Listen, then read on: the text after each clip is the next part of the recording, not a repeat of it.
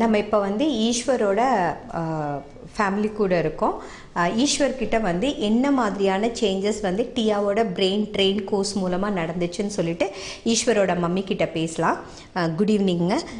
சொல்லுங்கள், என்ன மாதிரியான சேஞ்சஸ்? இப்போ அகடமிக் சைட் சேஞ்சஸும் இருக்கும், பிஹேவியர் சைட் சேஞ்சஸும் இருக்கும். ஈஸ்வருக்கு என்ன மாதிரியான சேஞ்சஸ் நீங்கள் ஃபீல் பண்ணீங்க?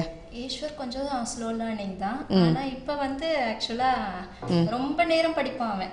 இப்போ 1.5 monthsலயே நல்ல டிஃபரன்ஸ் தெரியுது. ஒரு 4 or 5 டைம்ஸ்ல படிச்சாவே மகப் பண்ணி அதை எழுதி காமிச்சிடுறான்.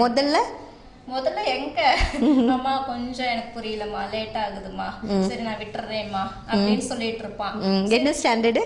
8th. ஓகே. ஓ, முதல்ல எப்பவுமே எஸ்கேப் தான், முடியல, இது என்னால் படிக்க முடியல, புரிய மாட்டேங்குது. Okay okay. இப்போ வந்து ஒரு 5 டைம்ஸ்ல 1.5 months நல்ல டிஃப்ரென்ஸ் தெரியுது. 1.5 months தான் ஆயிருக்கு கிளாஸில், அதுலேயே இவ்வளோ டிஃப்ரென்ஸ் தெரியுது. அப்போ 3 monthsல வந்து நீங்கள் நினச்ச இடத்துக்கு அவன் வந்துடுவான். ஓகே. ஸோ அகடமிக் சைடு இந்த சேஞ்சஸ். வேறு என்ன சேஞ்சஸ்? பிஹேவியர்ஸ் பரவாயில்ல, முன்னாடியோட கொஞ்சம் அதாவது எல்லாமே அப்படி அப்படியே தூக்கி போட்டுருவான். இப்ப வந்து நார்மலா ஓரளவு சொல் கொண்டு போய் அதை வச்சிடுமா அப்படின்னு சொன்னா டக்குன்னு கேட்டுக்கிறான். ஓகே, அதுவே பெரிய விஷயம் தானே. நம்ம சொன்னபடி கேட்கறதுங்கிறதே பெரிய